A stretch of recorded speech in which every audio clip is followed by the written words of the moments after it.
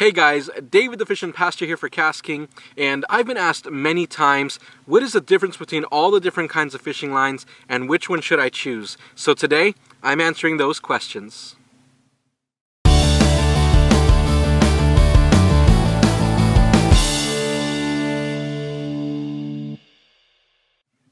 So when you're talking about fishing line, you're really talking about four main groups. You have your braided line, your fluorocarbon, your copolymer, and your monofilament. Now within those groups there are different variations and different features and all this other stuff, but really when you break it down, it is those four groups. Each one has its place, each one has its function, and we're going to talk about each one right now.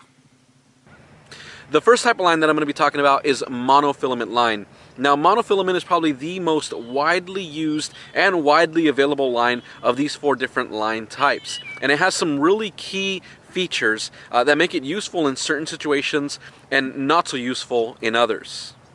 One of the key features to monofilament line is that it is a floating line. Now this is incredibly useful and important when you're throwing things like topwater lures. You're throwing topwater walking baits, topwater poppers, lines like that. A floating line is going to complement that lure as opposed to something like a sinking line, which actually may inhibit the action of that lure.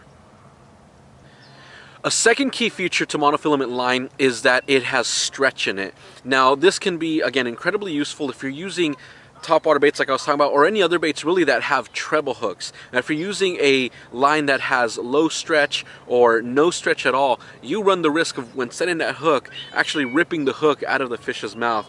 But if you have a line that stretches, it gives it a little bit more time, and you're able to set that hook just a little bit softer and not have to worry about, like I said, ripping the hooks out of that fish's mouth. Now this can be incredibly useful for those baits, but not so useful if you're fishing something like a jig or a Texas rig or something like that where you really do need to set that hook. Having a high stretch line like monofilament may not be the best line for you.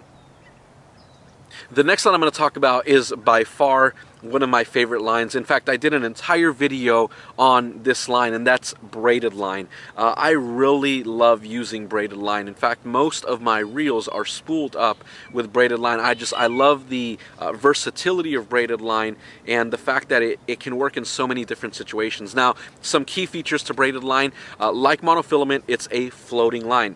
So if you're using a little bit heavier topwater lures like topwater frogs, buzz baits, things like that, a braided line complements those lures really well. Another key feature is that braided line has zero stretch to it. So even if you are going subsurface, if you're using it to pitch and flip into heavy cover with jigs, Texas rigs, things like that, it tends to work really well for that.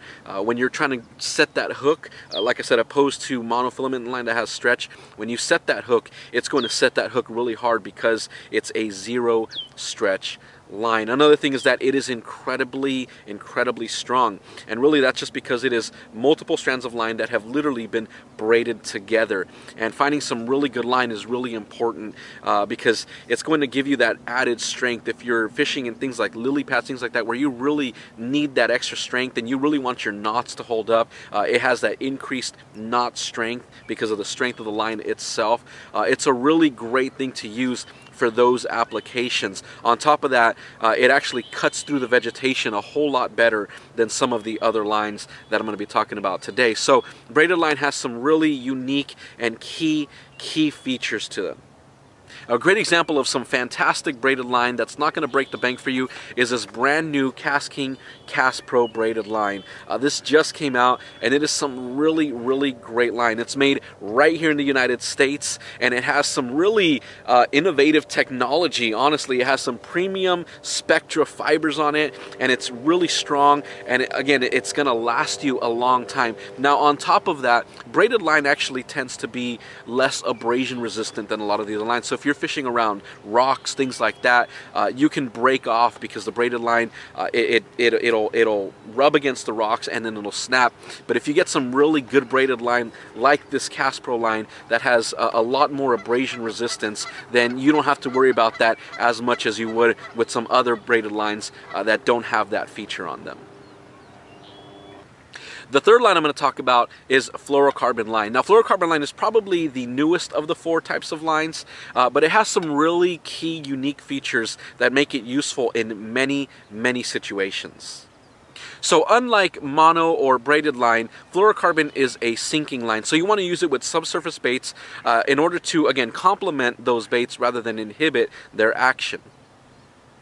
Now, fluorocarbon has less stretch than mono, but more stretch than braid, so it's right in the middle.